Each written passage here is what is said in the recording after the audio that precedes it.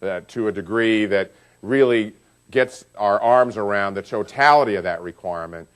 Some organizations that do this, and there's an outfit called Sentinels for Freedom out in California that does this exceptionally well, that comes out of the Special Forces background. It's not exclusively that, but and it's incredibly effective, but those are very small numbers, 50, 60, 70 vets. And there are those that, we have numbers much larger than that. I have said more than once and would repeat today that I think that a huge national security concern, national security threat is our debt. And as someone who is at the top of the Pentagon and the budget of some $700+ billion and has a significant proportion of the discretionary spending in our government, I have every expectation that those budget pressures will continue. Actually, I've had them since 2003. If you look back historically in our country, the defense budget cycles through peace and war pretty regularly up and down. We have been making preparations for doing some of this. What Secretary Gates has said in his efficiencies initiative, and those in business will appreciate this. We're just trying to move from overhead to output of our force structure, our people, our modernization, and make sure that we have spent every single dollar wisely. And certainly the impact of a budget this size, a procurement budget, which is somewhere on the order above $100 billion in terms of jobs and opportunities, is huge. But we also have to be spending money where we need to spend it.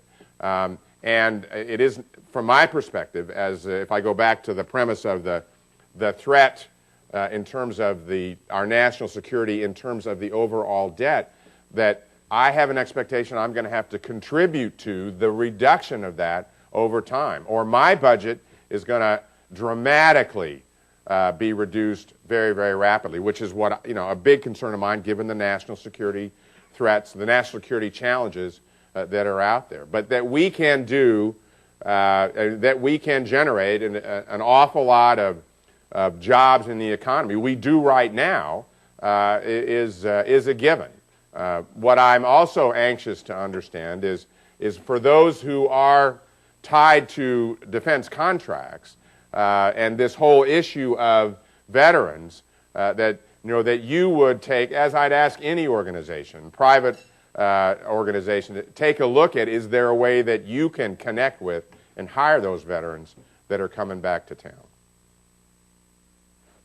Good afternoon. Admiral, I'd firstly like to thank you and everyone else in the room that helped keep our country safe. But my question is, has the state of the economy affected any major military operations in Iraq recently? The short answer is no. Most recently, as an example of that, the Congress passed the supplemental appropriation to fund our operations in Iraq and Afghanistan. And that has been the case throughout these wars, and certainly the top priority for both Secretary Gates and myself is to make sure we fund the wars we're in.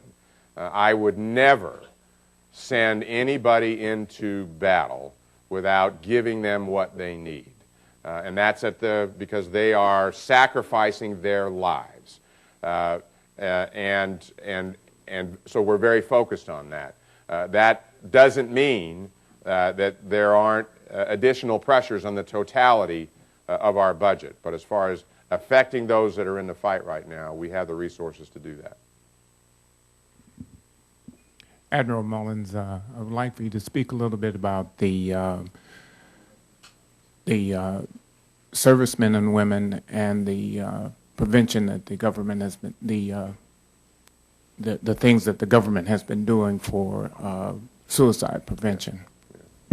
The suicide issue is at the top of our list from a leadership perspective, to try both to figure out what's going on and to work hard to stem that as rapidly as possible.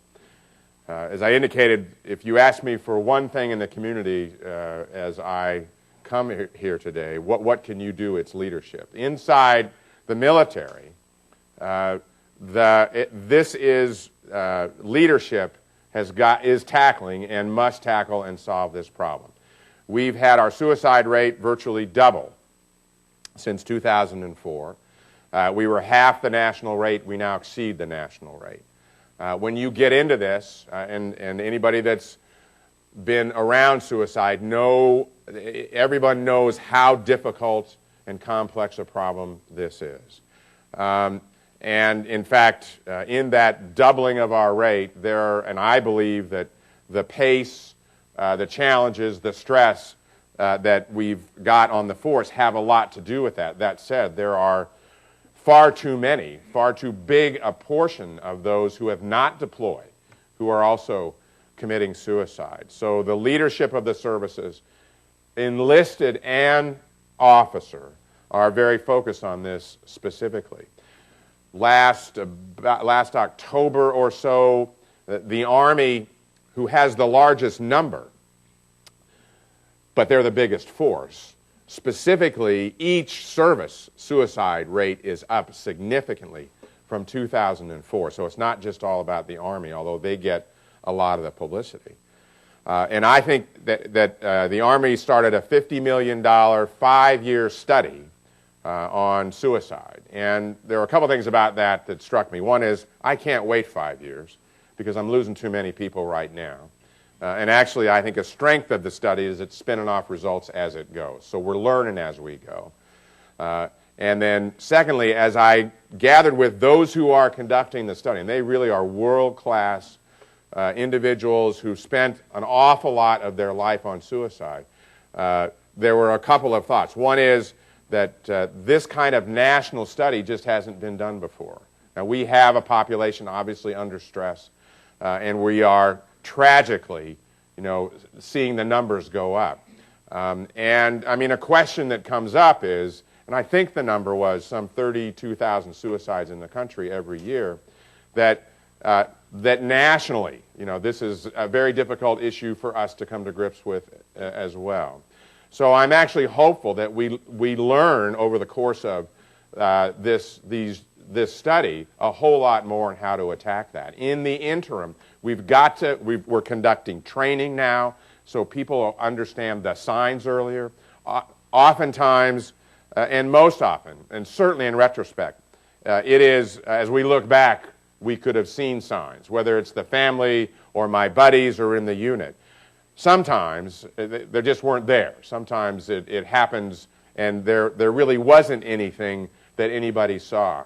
So the awareness of it, the training to it, the leadership, senior enlisted leadership focus on it, which is what General Jim Conway, who's a comrade in the Marine Corps, turned to his sergeant major and said, go attack and fix this. And actually the Marines have had a significant drop in that since he did that several months ago. What's important now, obviously, is that be sustained. So it's a terribly vexing problem. We don't have all the answers. Anybody that has good ideas on what we could be doing that we may not be doing, I am wide open.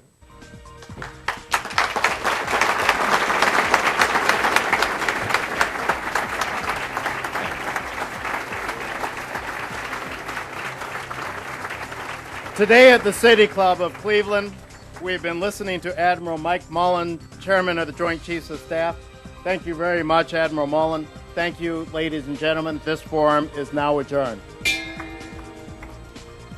For information on upcoming speakers or for podcasts of the City Club, go to cityclub.org.